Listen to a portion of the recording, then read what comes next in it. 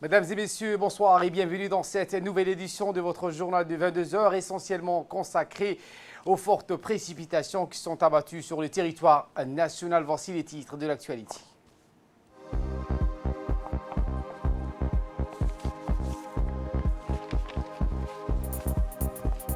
Les grosses averses ininterrompues durant les derniers jours ont engendré le chaos, des habitations inondées. Et concernant le Brexit, grand enjeu de la campagne électorale. Voilà pour les titres, merci si vous nous rejoignez sur Télé Djibouti. Et nous entamons avec les pluies diluviennes, de la pluie, beaucoup de pluie, les grosses averses ininterrompues durant les dernières heures et les derniers jours. La capitale Djibouti s'est réveillée tôt ce matin dans le chaos, habitations inondées, routes transformées en oued. Particulièrement touchés, les quartiers populaires. L'ampleur considérable des dégâts a conduit au déclenchement par les autorités du plan Orsec, ce qui signifie qu'en pareille circonstance, ce sont tous les moyens civils et militaires qui sont déployés. Avec une dépression présente sur le pays en cette fin de semaine, les pluies seront fréquentes au cours des prochains jours jusqu'au lundi selon la météo.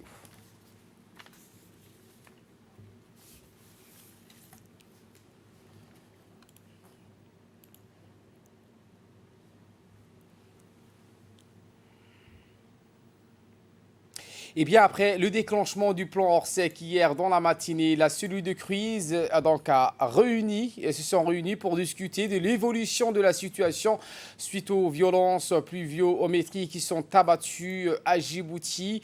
Une délégation conduite par le ministre de l'Intérieur a effectué une tournée dans les différents quartiers et axes principaux de la capitale.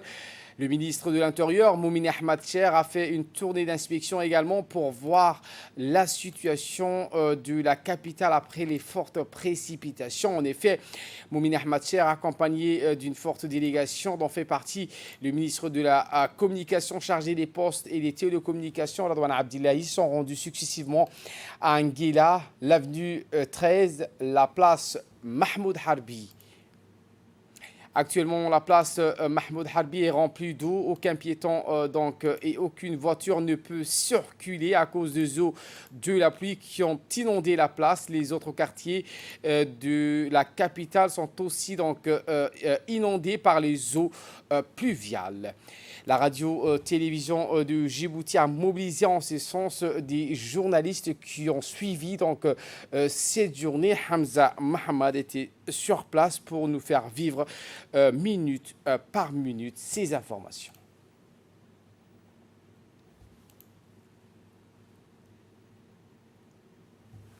Orsec, mise en place par le président de la République, Ismaël Omar Guelleh. Actuellement, on se trouve à la préfecture de Djibouti.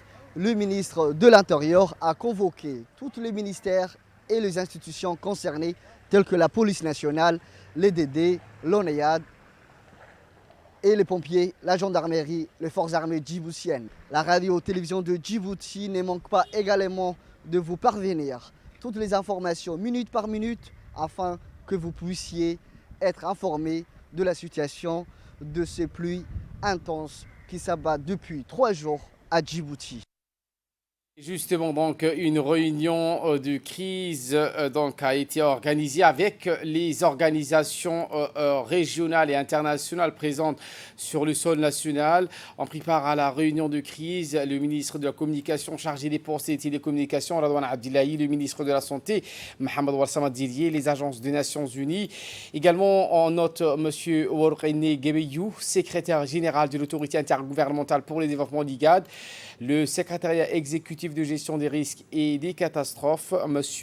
Ahmed Mohamed Madar, le directeur de l'Agence nationale de météorologie, Mohamed Ismaël Nour, qui nous a donc fait une brève interview.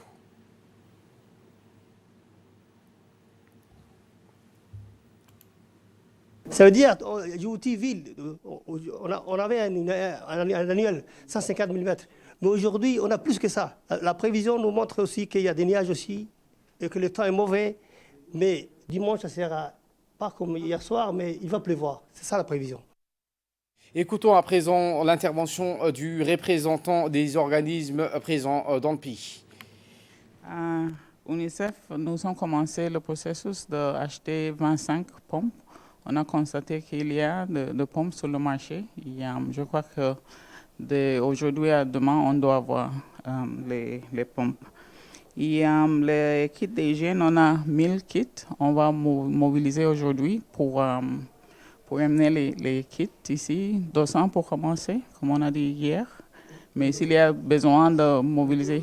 L'OMS viendra à apporter un support au gouvernement. J'ai pu ce matin discuter avec le directeur régional et on met déjà à votre disposition des médicaments, 50 000 $ de médicaments qu'on va commander aujourd'hui pour les avoir le plus rapidement possible, qui viendront de Dubaï sous forme de kit. Nous allons mettre à disposition 200 tentes. La logistique est déjà en place, en concertation avec le PAM. Les collègues du HCR sont déjà aux entrepôts pour charger les 200 tentes.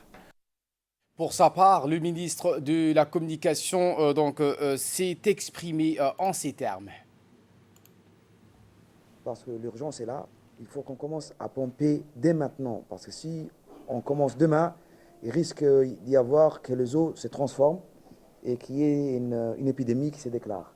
Donc dès maintenant, si on peut faire le décompte de ce qu'on dispose dans nos stocks et qu'on regroupe tout ça au PC de la préfecture pour dispatcher d'ici, Inch'Allah. Et pour sa part, le ministre de la Santé s'est exprimé sur le volet prise en charge des personnes malades. Voici ses propos. De la santé fait partir l'équipe de Orsec qui est déclenchée. Et nous avons de notre côté entrepris des démarches pour faire face à cette situation qui s'aggrave de plus en plus. Après la pluie, il y aura les paludismes, la diarrhée, on risque tout ça. Mais en même temps, il faut gérer aussi la situation actuelle parce qu'il y a des gens qui sont malades, des gens qui sont sinistrés, qui sont sortis chez eux, qui se trouvent dans des endroits où il y a beaucoup de gens. Donc c'est une situation qui interpelle à l'ensemble de la communauté internationale également, mais l'effort de gouvernement est déjà consenti. Nous sommes en train de distribuer des médicaments. Nous avons créé une équipe mobile qui circule dans la ville et qui rentre dans chaque site où les sinistrés sont rassemblés. Et nous avons également mis des sites dans le site où il y a beaucoup plus de gens, des équipes médicales, un docteur, un infirmier, et nous avons mis également des médicaments. Donc ce dispositif, c'est pour faire face à cette situation qui est très urgente, mais également il faut prévoir avec l'OMS, que j'ai appelé tout à l'heure aussi, avec l'ensemble des partenaires, de kits médicaux qu'il faut distribuer rapidement, parce qu'il faut gérer la situation maintenant qui risque de déclencher une épidémie qui va être beaucoup plus grave. Prenons la parole en dernier. Le ministre de l'Intérieur, Moumin Ahmed Cher, a appelé à la plus grande prudence à la population. Il a indiqué que tout le nécessaire est fait pour apaiser les souffrances des personnes affectées. Écoutons. Partie 7, les voies sont dégagées. Oumboli, les voies sont dégagées, mais à l'intérieur, il y a beaucoup de zones où les écoles, on a ouvert les écoles, et là, il y a un réel besoin de gestion, de logistique, auquel on n'est pas très au fait. Et je crois que les gens qui ont déjà travaillé dans l'urgence, leur compétence est requise pour nous assister dans ce domaine, notamment pour la distribution. Pour l'instant, on a dit pas de cuisine ou no cooking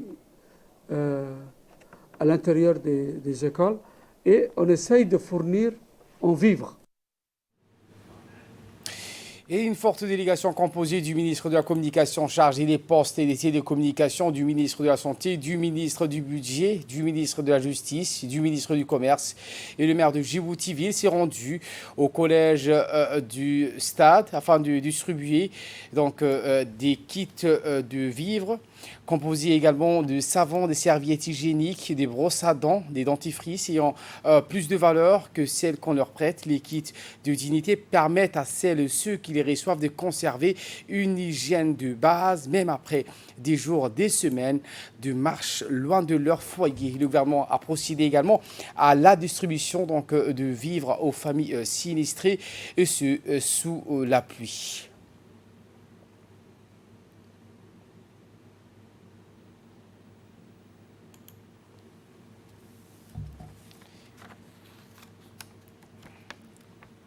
En ce qui concerne les sinistrés qui ont été touchés par les pluies, ils ont été donc logés et nourris dans les centres de développement communautaire, les écoles.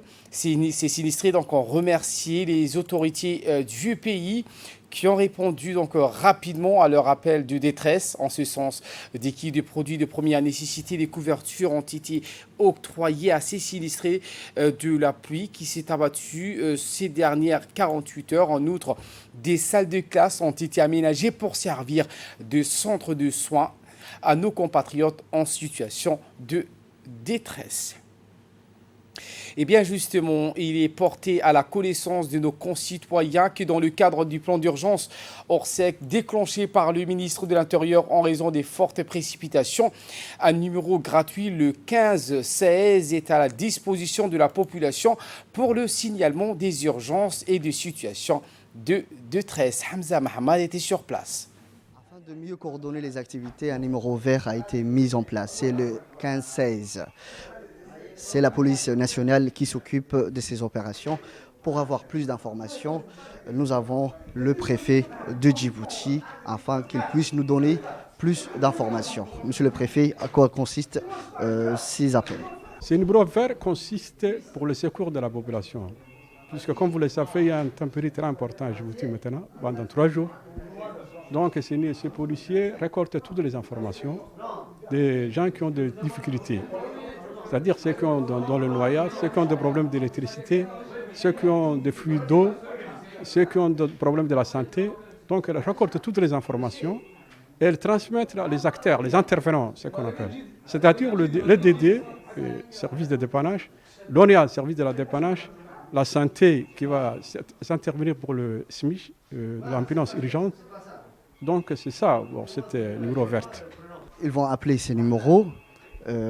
Et avec ces numéros, ils peuvent contacter les autorités compétentes afin que la population soit secourue. Voilà, exactement c'est ça. C'est-à-dire qu'ils prennent toutes les informations personnes victimes et elles transmettent automatiquement, c'est eux-mêmes qui la transmettent automatiquement, les intervenants qui sont alertes.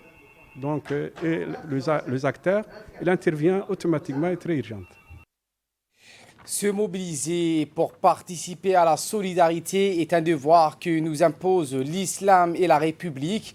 Les effets du changement climatique avec des pluies diluviennes inédites dans les zones connues pour son aridité de Dubaï à Djibouti, la météo s'est affolée en mettant dans une rude épreuve tous les pays placés sur le trajet, une pluviométrie sans précédent. À grande urgence, mesure égale. C'est pourquoi les éléments mobilisés dans le cadre du plan d'urgence Orsec, en l'occurrence les services de l'assainissement de l'ONEAD, en collaboration avec l'ADR, travaillent d'arrache-pied pour évacuer les eaux pluviales vers la mer. Pour cela, un grand dispositif de travail a été lancé avec l'ouverture des exutoires pour évacuer l'eau. On note l'ouverture des exutoires au niveau de Bawadi Mall pour évacuer les eaux stagnantes dans les quartiers Saline Ouest et Al-Hiba.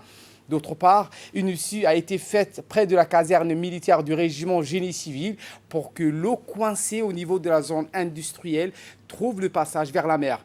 Et à Haramous, près de la maison de M. Boucher, une parcelle a servi de goulot d'étranglement aux eaux stagnantes dans ce quartier chic de la capitale. À l'heure actuelle, les rues de la capitale est plus ou moins inondées.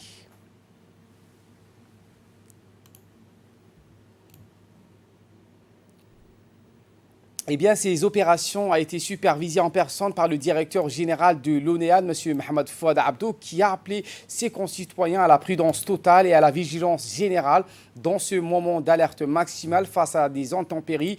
Il a indiqué que nous connaissons notre première crise due au dérèglement climatique et qu'ensemble, nous allons la traverser ensemble dans l'entraide. Voici ses propos. Vous voyez, Djibouti, donc la ville, la capitale a subi des inondations très fortes ces derniers jours dues à des pluies intenses. C'est des pluies qui sont donc très importantes par rapport à ce que nous avons l'habitude d'avoir. Et comme je vous ai dit, le gouvernement, et à travers l'ONEAD, les services des pompiers, exactement, la protection civile, l'armée, la gendarmerie, ont travaillé ensemble, ils se sont répartis les tâches. L'ONEAD donc avait, elle, pour tâche d'évacuer l'ensemble des pluies via les exutoires en mer. Et ici, on se retrouve dans deux exutoires importants que l'ONEAD et l'ADR, d'ailleurs, ont travaillé ensemble pour dégager. S'il fallait casser, on a cassé un certain nombre d'ouvrages, comme vous voyez ici, cette route provisoire où le mur ici réalisé, nous l'avons cassé hier, pour permettre une évacuation importante de ces eaux. Il faut dire que le débit est très important. Je comprends les problèmes de nos concitoyens, mais l'eau s'évacue correctement. Mais la quantité d'eau étant importante, donc il est nécessaire. Il y a un délai, en fait, un délai un peu lent à mon goût, mais bon, les eaux s'évacuent correctement. Il n'y a aucune crainte par rapport à ces problèmes-là. Et bon courage, nous sommes tous aux côtés de nos concitoyens sinistrés. Donc tous les corps du gouvernement, les corps civils et militaires sont là pour les aider et nous continuerons à travailler. Et voilà qui nous ramène de parler de cette société Somcable qui a octroyé un don de matériel à la cellule de crise, des matériels composés des pompes de jet d'eau et permettront de réduire les eaux stagnantes qui ont inondé les places publiques et les artères de la capitale et les différents quartiers de la capitale. Ce don de matériel a été remis à la cellule de crise par un représentant de la société Somcable en présence du préfet de Djibouti.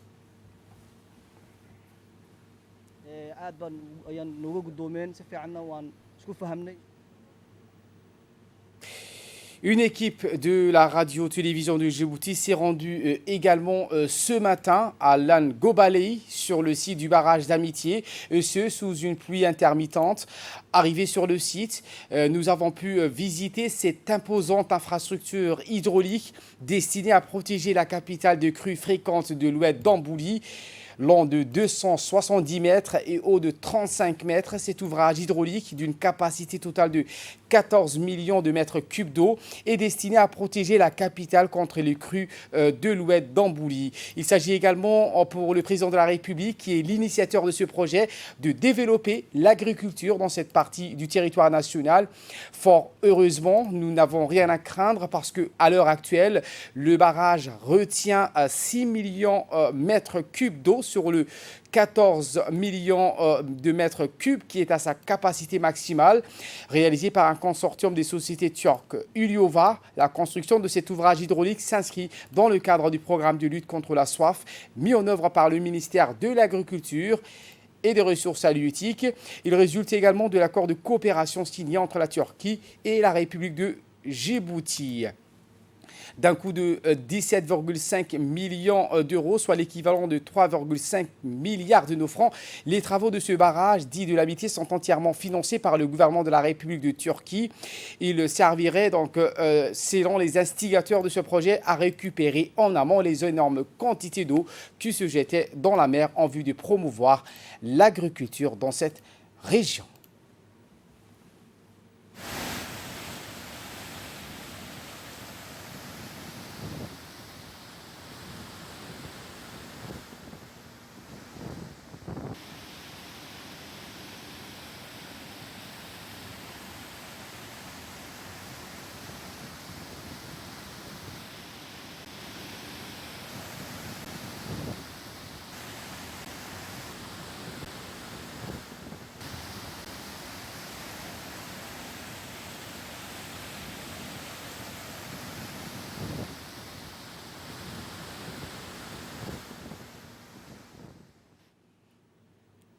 Le directeur des projets d'agriculture et de l'eau, M. Aoulad Jama Ahmad, que nous avons rencontré sur le site de cette gigantesque retenue d'eau, a indiqué que le barrage est actuellement rempli au quart de sa capacité totale.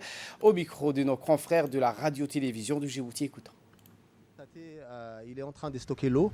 Depuis ce matin, près de 2 millions de mètres cubes d'eau sont arrivés, venant de l'oued Ouéa. Nous constatons aux villes que de l'eau sont arrivées et la voie d'accès dite de Palmarais est coupée. C'est la moitié des oueds qui arrivent normalement vers la ville de Djibouti qui passe actuellement. L'autre moitié étant arrêtée et stockée par le barrage. D'après l'Agence nationale de météorologie, la pluviométrie actuelle est bien supérieure à celle qui avait causé les inondations de l'année 1994, avec son lot de morts et de destructions. Nous voyons aujourd'hui qu'il n'y a pas de dégâts, l'oued n'a pas débordé, en raison du fait que 50% des crues qui arrivaient ont été bloqués par les barrages. Comme dans tous les territoires nationaux, des fortes pluies se sont abattues dans la région d'Arta depuis hier, avec une intensité très forte dans la zone côtière de Dameljog, où pratiquement la circulation est très difficile à partir de Douda. Du côté de la montagne, des pluies intermittentes se poursuivent depuis hier soir à Artaville et ses périphériques, ayant des tas de bourrasques, de brouillard en l'air qui est interminable et risqué, car il réduit considérablement la visibilité, en particulier la perception de la distance. Le brouillard est particulièrement dangereux sur la route. La préfecture d'Arta appelle donc encore une fois aux usagers de la RN1 se déplaçant vers le corridor de la RN4 menant à Artaville d'être trop vigilants et très prudents en cette période d'hiver où les risques de chute de rochers sont énormes, ainsi que les fortes brouillards à partir du carrefour Arta-Ouéa jusqu'au centre-ville. L'oued de Ouéa étant en crue va terminer son parcours au niveau du barrage de l'Amitié qui est loin d'être plein. Outre dans la capitale, au nord du pays, des fortes précipitations sont également signalées, notamment à Obok, où notre correspondant a signalé des pluies intermittentes depuis hier. Par ailleurs, certains oueds du littoral sont en crue, à l'instar de l'oued de Aïbouli dans la région de Tajoura.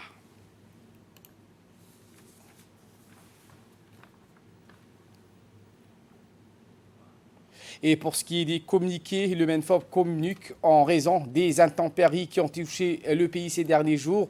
Les établissements scolaires et les centres de formation professionnelle seront fermés du dimanche 24 novembre demain au jeudi 29 novembre inclus. L'information a été annoncée par le ministre de l'Éducation cet après-midi à la télévision nationale.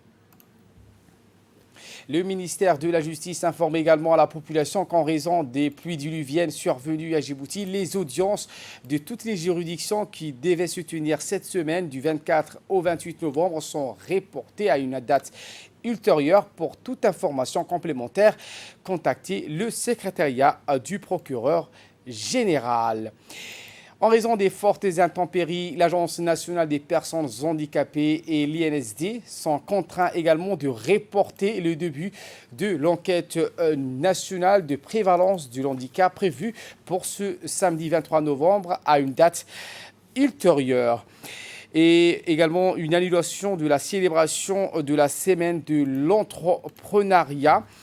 Eh bien, le Centre de leadership et de l'entrepreneuriat a le regret de vous annoncer également l'annulation de la célébration de la Semaine mondiale de l'entrepreneuriat prévue du 24 au 27 novembre au Djibouti Palace Kempinski. En raison des fortes intempéries également, le centre de soins famille, connu pour son ancien acronyme SMI2, au quartier 6 sera fermé demain dimanche 24 novembre. Donc nous conseillons les familles de nous assurer, ont-ils dit dans ce communiqué, de se rendre dans les structures médicales les plus proches de leur lieu de résidence et notamment au centre de soins salariés de la CNSS. En outre, ils informent que l'urgence de la Caisse nationale de sécurité sociale est opérationnelle et 24 heures sur 24.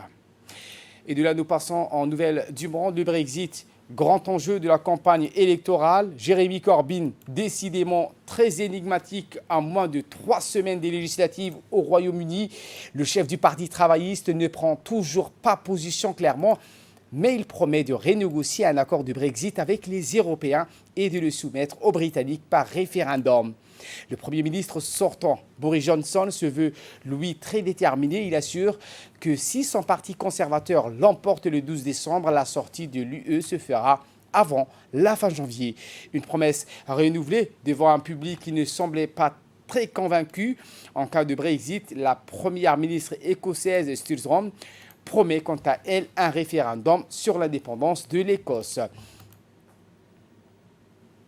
Voilà pour l'essentiel de ce 22h. Merci à vous de nous avoir suivis et très bon suivi des programmes sur Télé Djibouti.